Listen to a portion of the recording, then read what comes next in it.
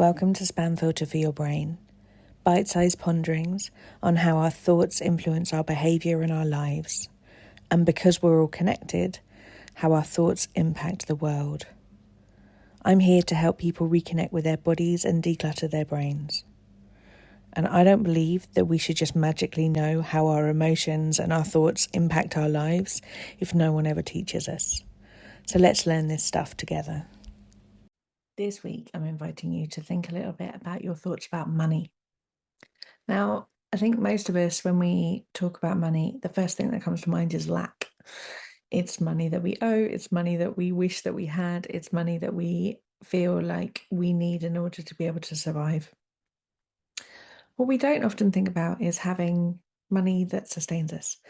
We don't often think about what it might feel like to have money in the bank.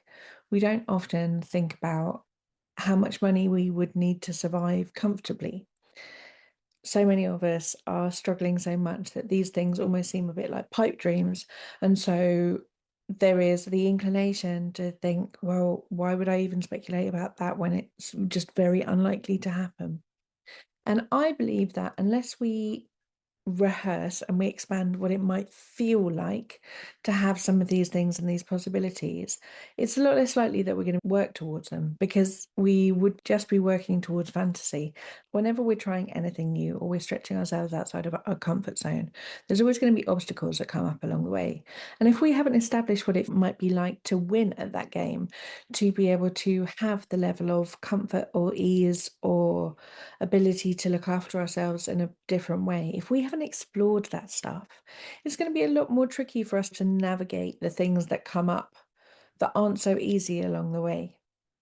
One of the things that really came up for me while I was doing a lot of work on my money mindset was my underlying belief that I believed that if I had enough money, I could probably give enough of it away, and that could hide the fact that I secretly thought that I was a terrible person, whilst also holding the view that people with money were terrible people and that they had only gained that money by exploiting others.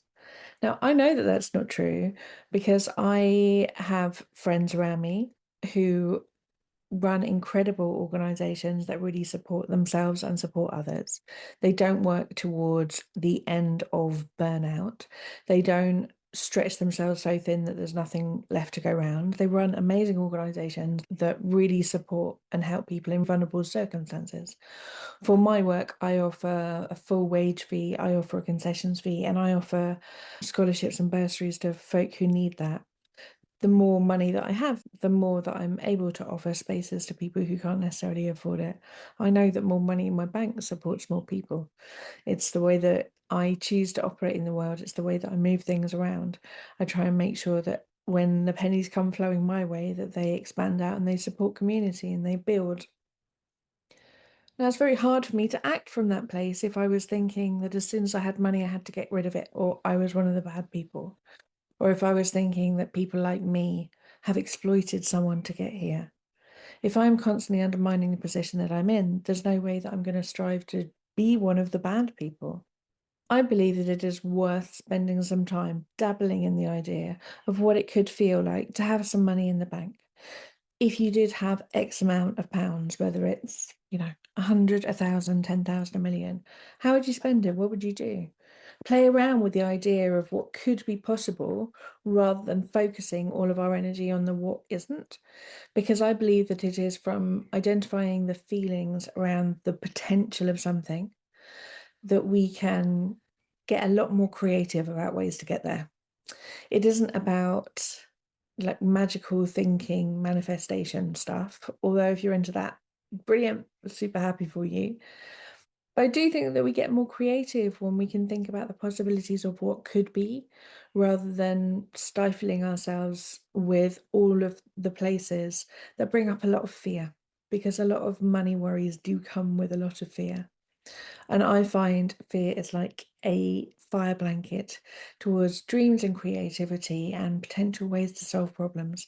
I just think that the more we are worrying about the money that we don't have, the less creative ways we're going to find to make more money, to make our lives and hopefully other people's lives a lot easier as well. So this is your invitation this week to just think about some things that could be possible for you. I hope that is useful. Do drop me a line and let me know. There are resources in the show notes here. And I also have a free money mindset workbook, which you can investigate some of these stuff on a deeper level. Do let me know how you get on with these things, and I will speak to you next week.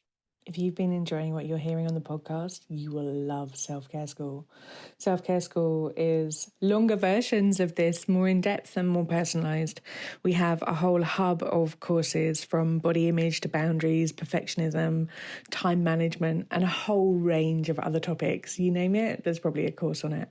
But most importantly, we also have a weekly group coaching call where you get to apply this stuff to your everyday life and get support to try and untangle your own story from some of the emotions that you might not be enjoying in your life. If you would like to learn how to apply this work to your specific situation and to be building a life of your dreams, I would love to see you inside. Do pop over to selfcareschool.co.uk.